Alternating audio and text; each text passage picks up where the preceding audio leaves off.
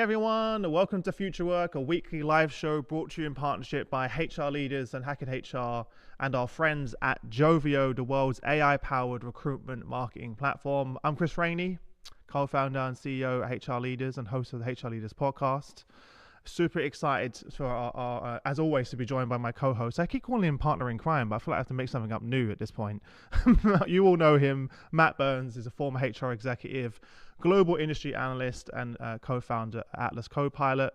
Today, we're going to be talking about building a talent strategy for hard-to-fill regions and roles, and we're joined by Sofian Lamali, who's an executive director of organizational development and effectiveness. Sofian, how are you doing, my friend? Welcome to the show. I'm good, thank you. Thanks for having me. Firstly, I didn't know that we had to bring a beard to today's show, so you could have at least warned me. Yeah, It's there's a good thing. There's Halloween. You always could have room. worn one I could have yesterday. worn a beard. No, that would have been, imagine my Halloween outfit was me trying to grow a beard. It's probably only, Hopefully for the next one, Chris. yeah, for the next one. one. We should have done a Halloween episode. Why did we not do that? We should have done it. Next time we'll do a Halloween episode, or Christmas. We can do like a Christmas themed one, and Nice. and yeah, that'd be cool. So before we jump in, tell everyone a little bit more about your background and sort of journey to where we are now. A bit about your experience. Well,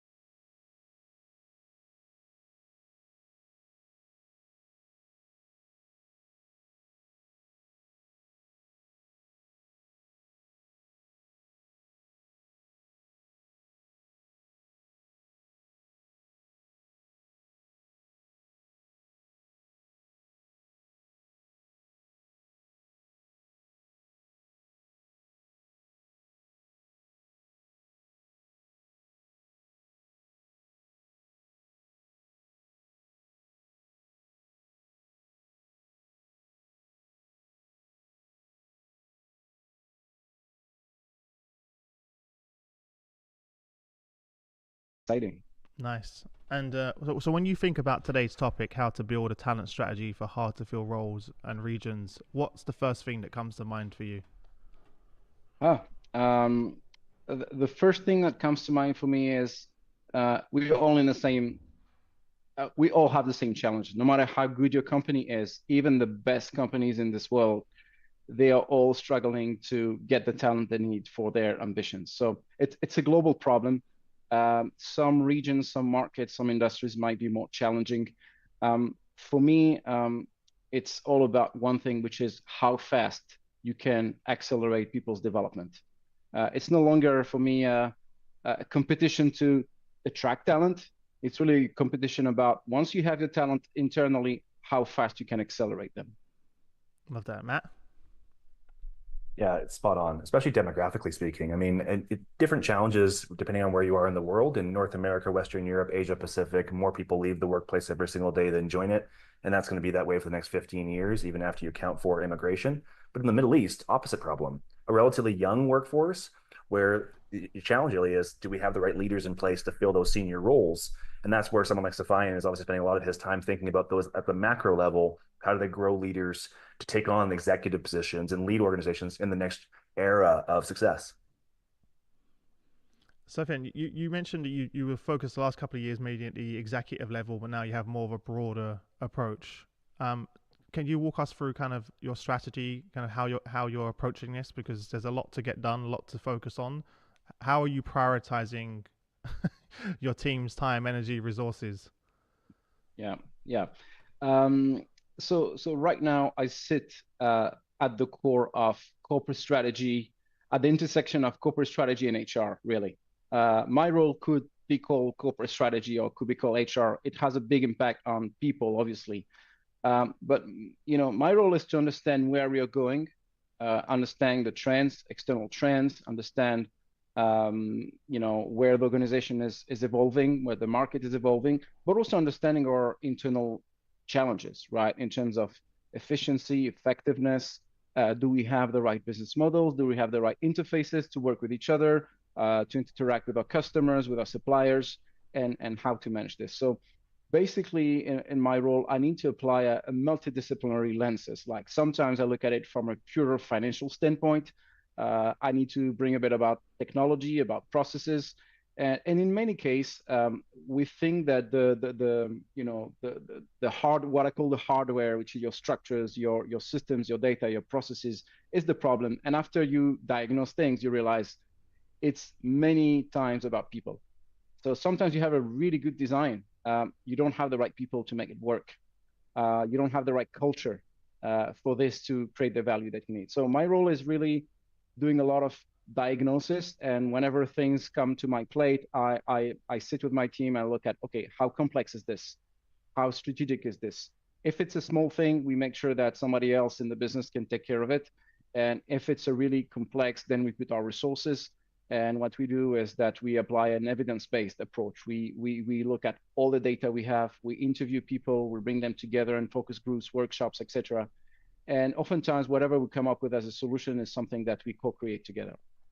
I love that. Who are the stakeholders you're bringing to the table to make this work? It's usually executive vice presidents or the CEO. It's usually the people at the highest level of the organizations. And for example, let's take a real example. A function, let's say corporate finance, will come to me and say, hey, we want you to look at some of the things we have.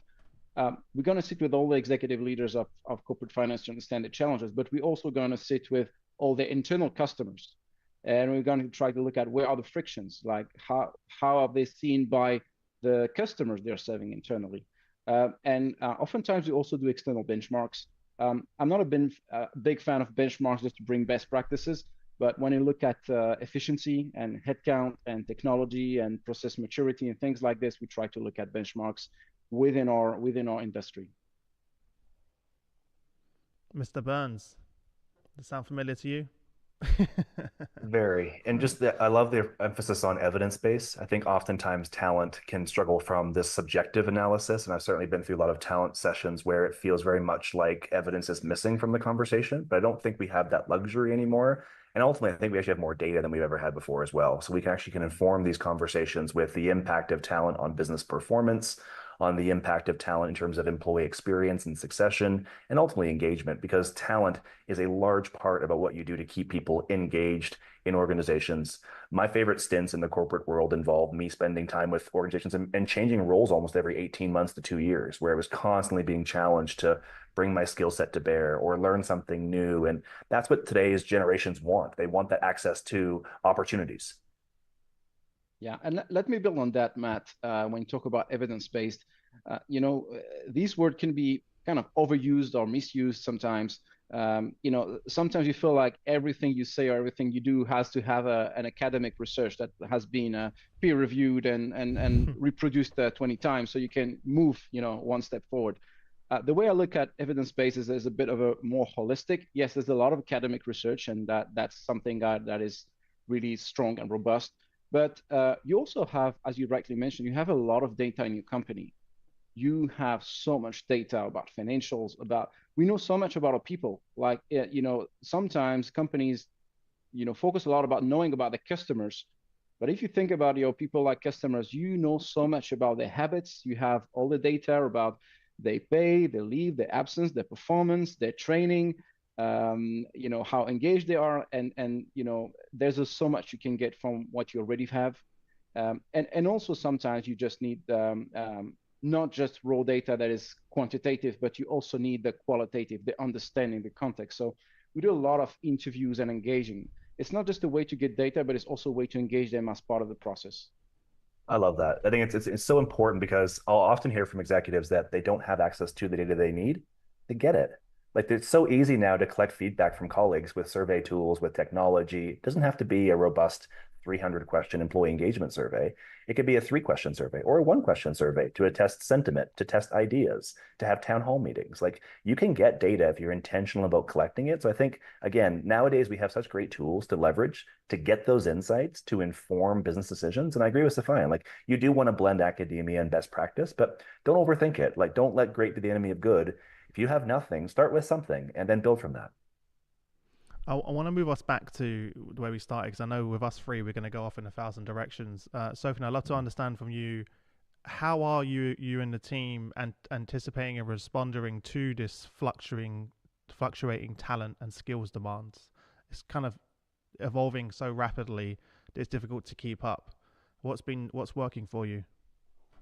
Yeah, and I will say that specifically in a country that has such a broad vision and a bold vision, and talent is becoming more and more scarce. So how we look at it, there's a couple of things here. I think that oftentimes we complain about, well, we don't have enough talent to do to deliver the ambitions that we need. But oftentimes, and looking at different organizations, I realize that there's a lack of focus in many organizations, meaning organizations are trying to do everything perfectly. They're trying to bring all the best practices and all their processes, and they create a lot of unnecessary excellence that is not really needed to achieve their strategy. And that really takes a lot of burden on your talent, because they get so much involved with so many things.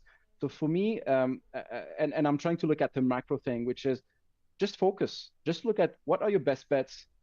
Be intentional every year about what will be your best bets, and make sure your best talent are driving those best bets. I'm not saying you should not do anything else and you should have 3 projects every year, but I think a lot of organizations are not really focusing. The other piece is, it's really about developing people. You can compromise on not hiring people who will be 100% ready. You can compromise on not hiring the best people in the market at the price you want to pay them, but you cannot compromise on how much you accelerate the development. And sometimes people cannot keep up with the expectation. That's also fine. But it's really about accelerating the development, not necessarily through training, but really assigning them to do great work and making sure that there's the right level of support, mentoring, feedback, etc., and see who can really keep up and rise up to the expectations. Yeah, I totally agree. And I think at the same time, when you think about developing skills, let's be honest, skills are changing. Like, I saw a report the other day where 70% of skills that are relevant 5 years ago aren't going to be relevant in 2030. So every organization is going through a skills challenge and a skills mismatch question. And whether you plan to evolve your business model fundamentally or not, the skills required to operate your business are going to shift with artificial intelligence and big data and other, informations and innovations to come down the pipe. So understanding the skills in your organization, mapping those skills and mapping where you're going, and then building the path between the two is absolutely essential, whether you're a small to medium business or a large multinational organization. That skills question is something that should be top of mind for every business leader. I love the idea, something you just said, right?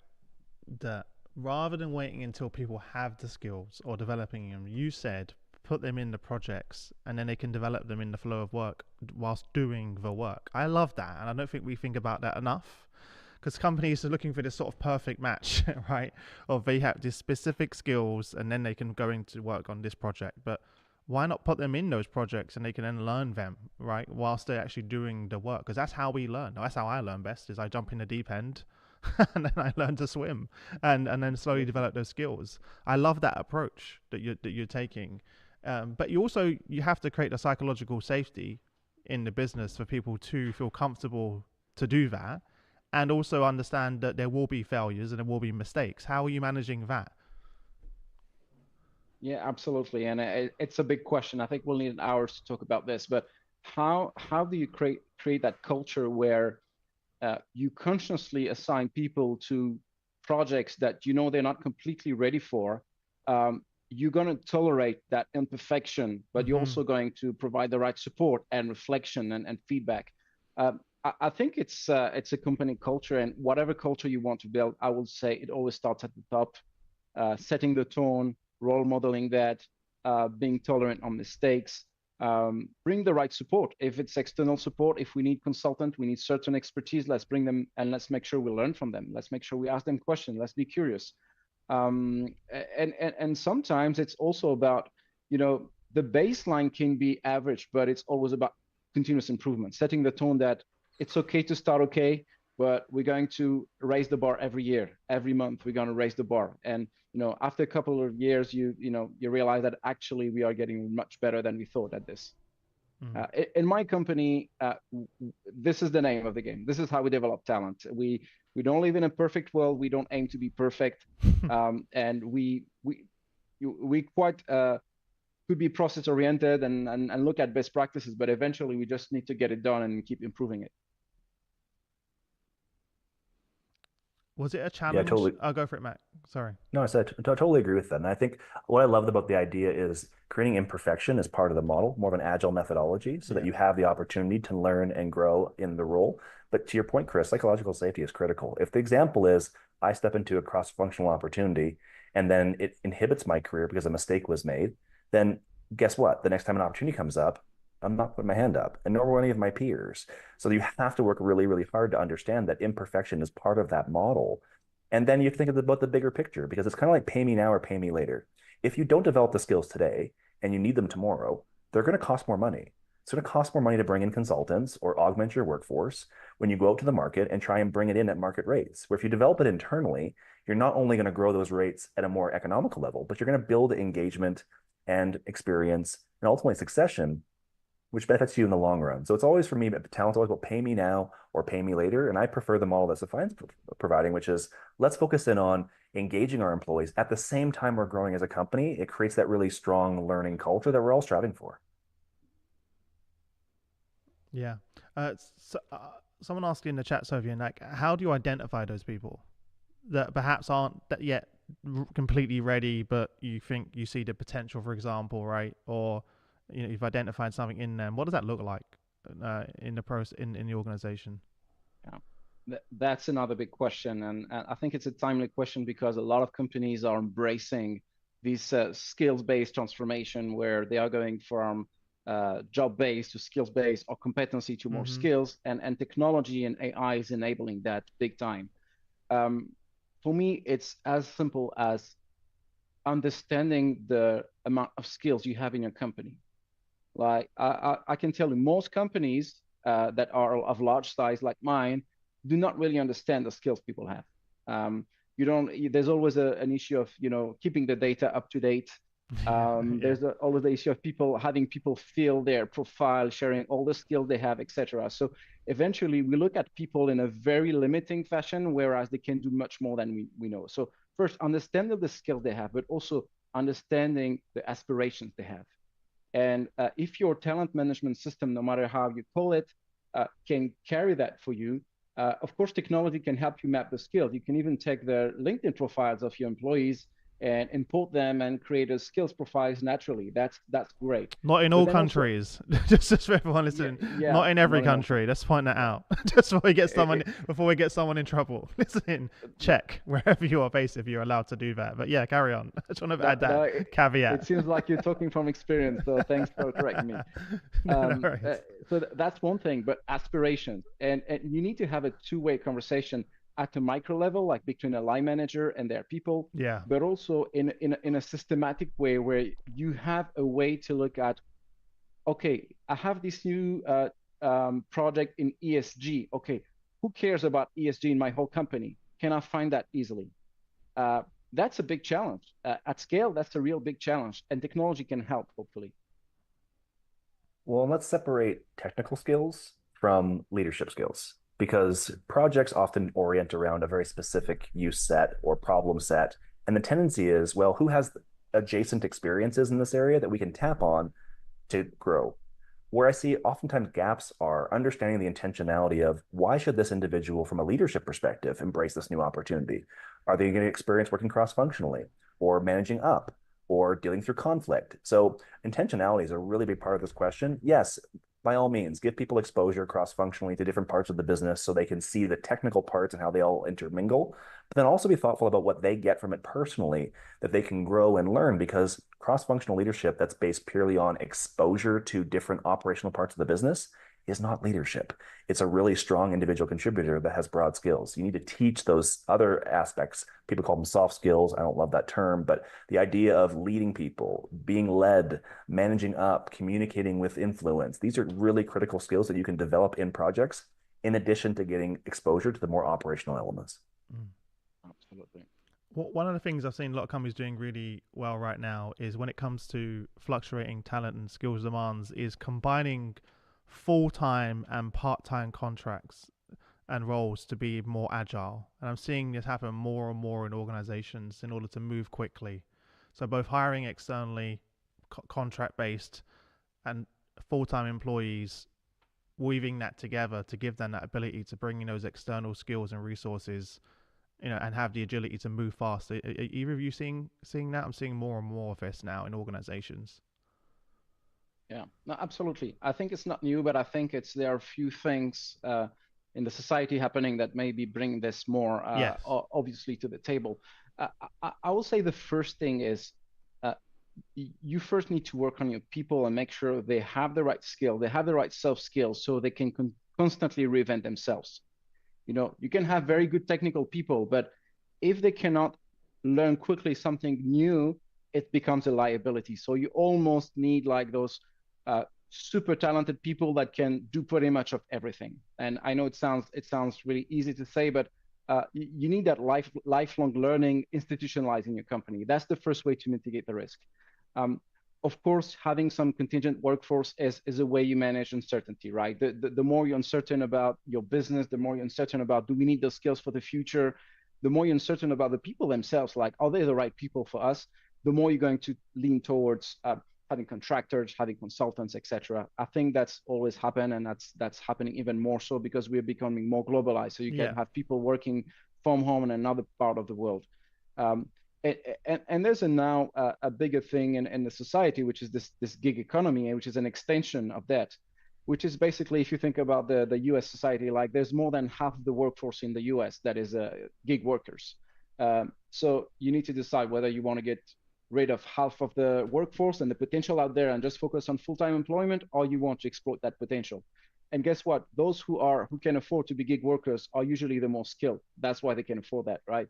So it's something that a lot of organizations, and I'm going to talk about the Middle East, have not tapped into. There's a huge potential in gig working, especially on these new skills coming, and companies are quite shy to go big on AI or big on digital transformation. Well, let's get started with a few folks that can help you understand and build a case, and then eventually make your decision. What do you think is holding companies back in terms of the gig economy and adopting that? Like, what do you think is because I feel like the research is there, the data's there. You just said yourself, some of the most skilled people that I know, have gone out on their own and are working in the gig economy. But companies, some are like all in, and some are like, we're not quite sure. What do you think why is that?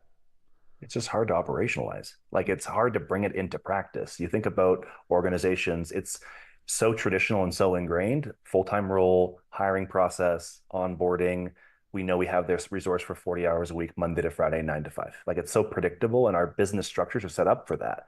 What we're not set up for is somebody coming in working 3 hours a week, or somebody coming in working every second Thursday. And if they are set up for that, it's usually in a very project-based role where it's not part of the traditional business cadence. But to Sofian's earlier point, like, we have to be more thoughtful about according our resources and flexing them based on the need in the